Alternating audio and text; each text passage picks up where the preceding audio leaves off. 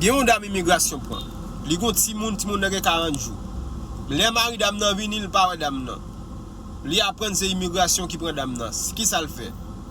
Li passe nuit là avec ti moun, on ka konn ti moun qui gen 40 jours.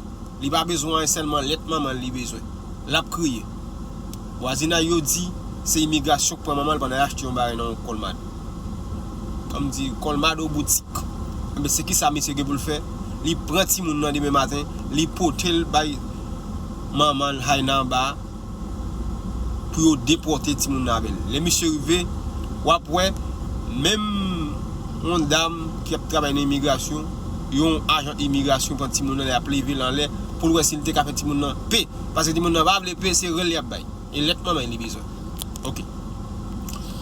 Ça qui passe directeur immigration en même temps a bien passé et puis le campé. Il a assisté, il descend, il a posé question, il a parlé. Mais c'est qui